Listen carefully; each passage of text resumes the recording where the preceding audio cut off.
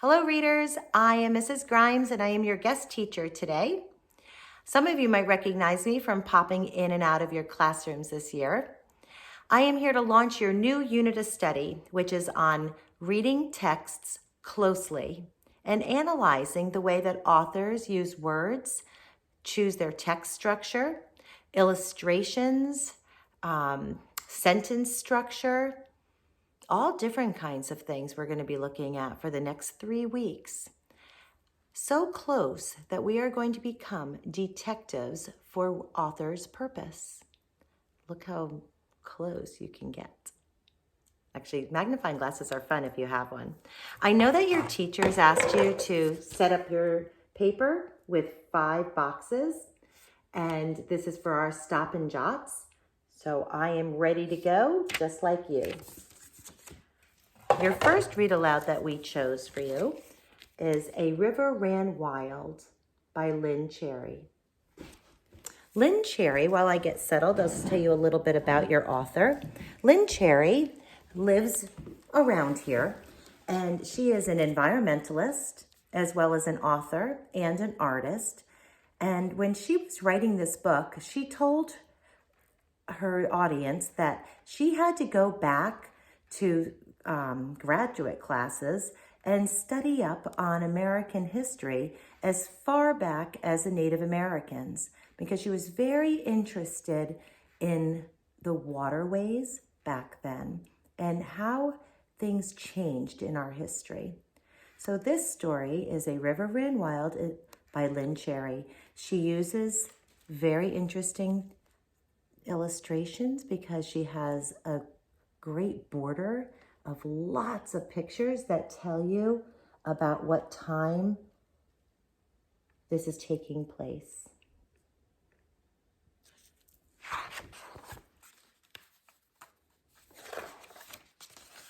These 2 pages are very interesting because these are huge clues for the text structure. Just going to zoom in there, and you can see that it is a timeline with a map, name of, there's one state that you know, Massachusetts. And here is another state that you know, New Hampshire. And there's the river that we will be talking about.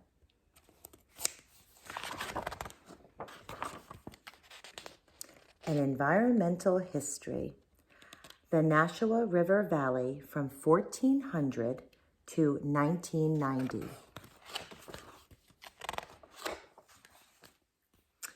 These 2 pages are the author's note.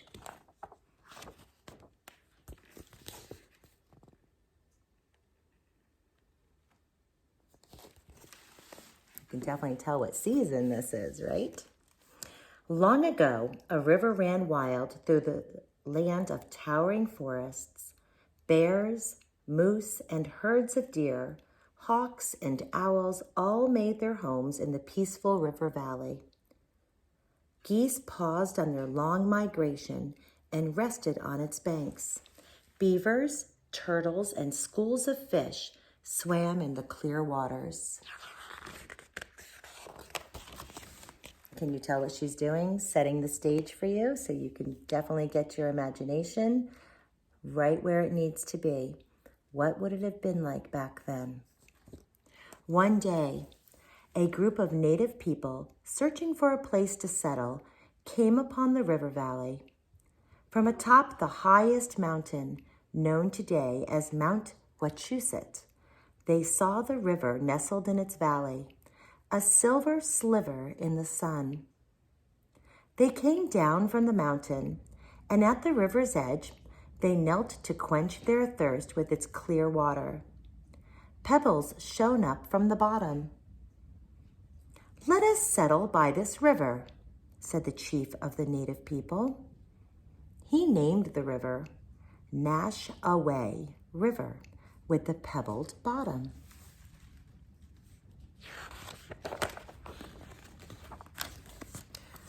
By the Nash-a-Way, Chief Weewa's people built a village. They gathered cattails from the riverbanks to thatch their dwellings. In the forest, they set fires to clear brush from the forest floor. In these clearings, they planted corn and squash for eating. They made arrows for hunting and canoes for river travel.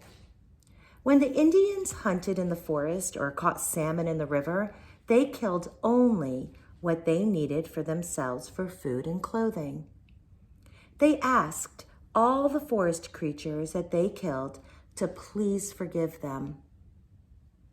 The Nashua people saw a rhythm in their lives and in the seasons. The river, land, and forest provided all they needed.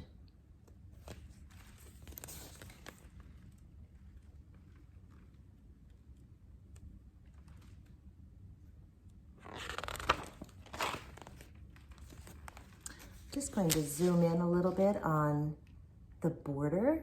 So I was telling you that she uses the border to give you the clues for the time period.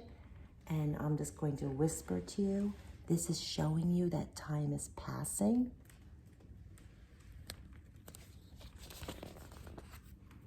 The Nashua had lived for generations by the clear, clean, flowing river when one day a pale-skinned trader came with a boatload full of treasures. He brought shiny metal knives, colored beads, and cooking kettles, mirrors, tools, and bolts of bright cloth. His wares seemed like magic. The Nashua welcomed him, traded furs, and soon a trading post was built.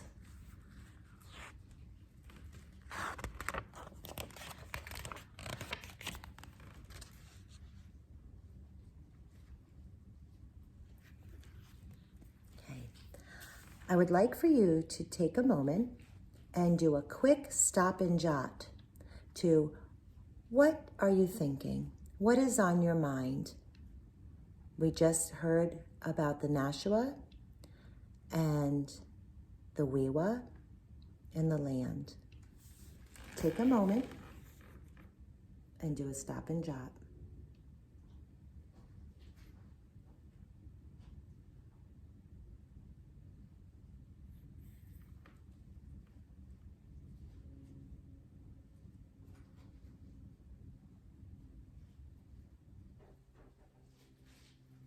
Okay, so even if you didn't get a chance to finish, we're going to continue and you can finish later. In the many years that followed, the settlers' village and others like it grew, and the Nashaway became the Nashua. The settlers worked together to clear land by cutting down the forests, which they thought were full of danger. Wilderness that they would conquer.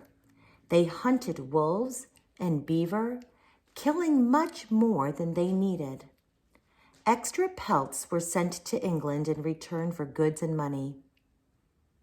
The settlers built sawmills along the river, which the Nashua's current powered. They built dams to make the mill ponds that were used to store the water.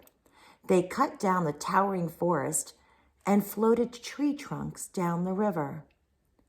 The logs were cut up into lumber, which was used for building houses.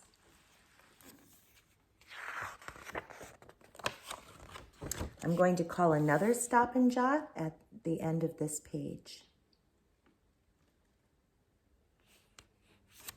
To zoom in there, look at their faces, because remember, illustrations tell us so much more than what are in the words that the author uses.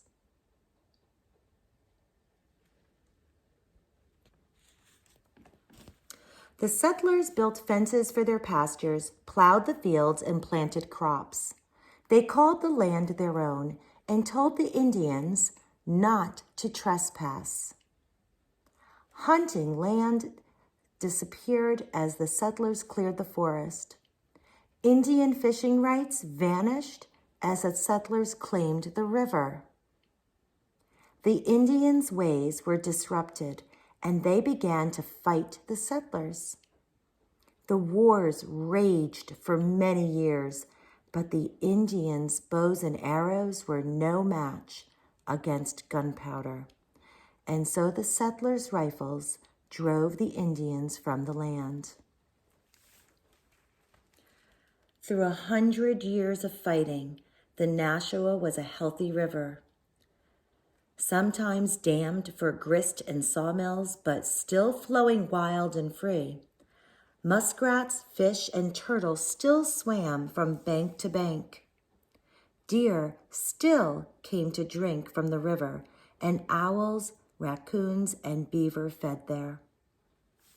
Okay, please go to box number 2 and do a quick stop and jot. What's on your mind now? What are your ideas?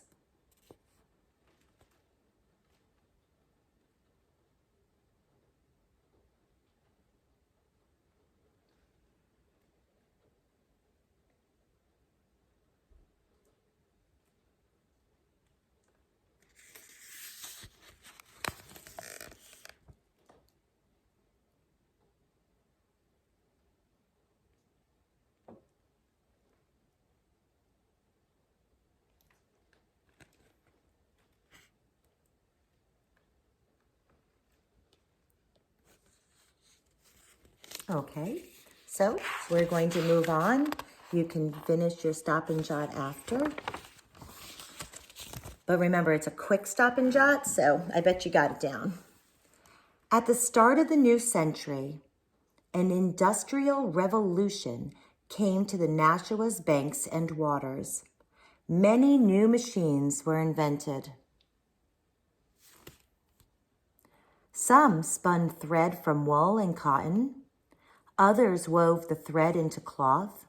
Some machines turned wood to pulp, and others made the pulp into paper. Leftover pulp and dye and fiber was dumped into the Nashua River, whose swiftly flowing current washed away the waste.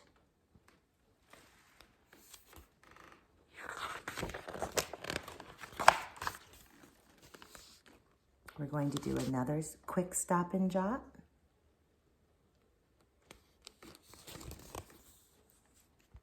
These were times of much excitement, times of progress and invention. Factories along Nashua River made new things of new materials. Telephones and radios and other things were made of plastics. Chemicals and plastic waste were also dumped into the river. Soon, the Nashua's fish and wildlife grew sick from this pollution. Please stop and jot. This will be box number 3. What is on your mind now? What are your ideas now?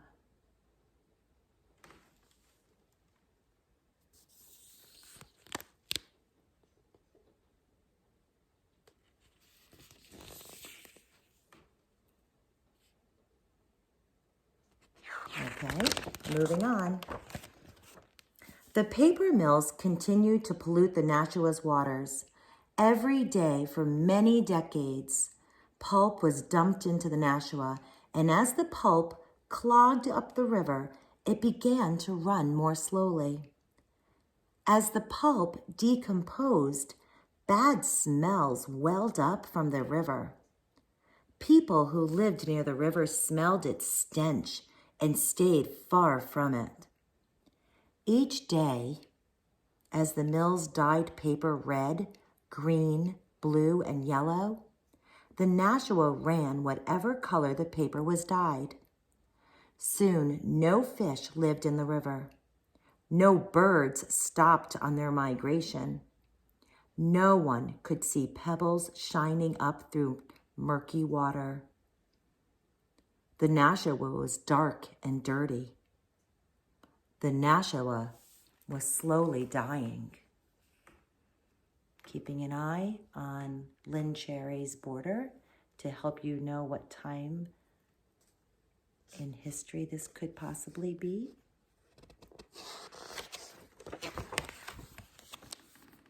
One night, Owiana, a descendant of the Wiwa, who still lived by the Nashua, had a dream so vivid that he awoke in wide-eyed wonder. In his dream, Chief Wiwa's spirit returned to the river and saw it as it was now, still and deadly. Chief Wiwa mourned for the Nashaway, but where his tears fell upon the dirty waters, the waters were cleansed until the river once again flowed freely. The next morning, Owiana went to speak to his friend Marian. When he told her of his dream, she said, "I had this dream also." River with the pebbled bottom is the name the Wiwa gave it, but today no pebbles shine up through the Nashua's river's waters. Together they decided something must be done.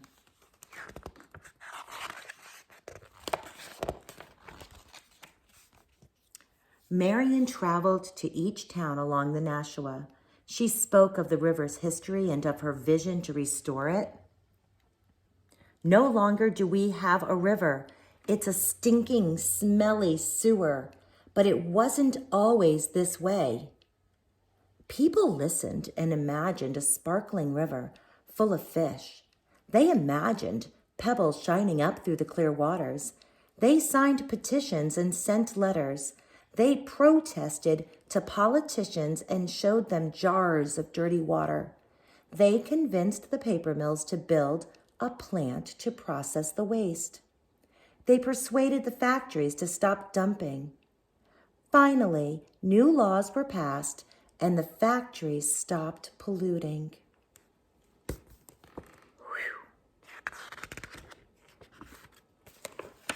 I'm going to skip over that stop and jot because we'll just do one at the end. Just remember, who helped? Slowly, the Nashua's current began to clean its water.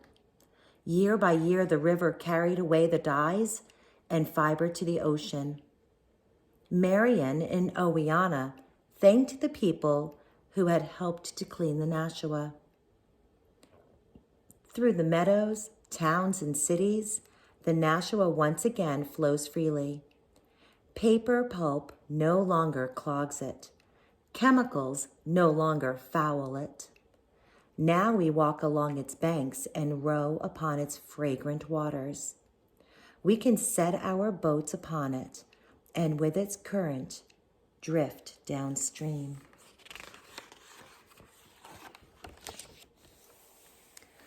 Once again, the river runs wild. Once again, the river runs wild through a towering forest greenway. Red-tailed hawks and barred owls live here. Geese pause from their long migration and rest on the riverbanks. Deer come to drink from the river's waters. We, too, have settled by this river. Pebbles shine up through clear water. Nashua is what we call it. River with the pebbled bottom. So this is your last stop and jot. You can fill box number 5. Just skip over 4 and just go to number 5. And ask yourself, what is now on my mind? What are my ideas now? Have they changed? Am I adding on to my first thoughts? Okay, so take a moment, finish your stop and jot, and we will see each other tomorrow. Thanks, readers. Have a great afternoon.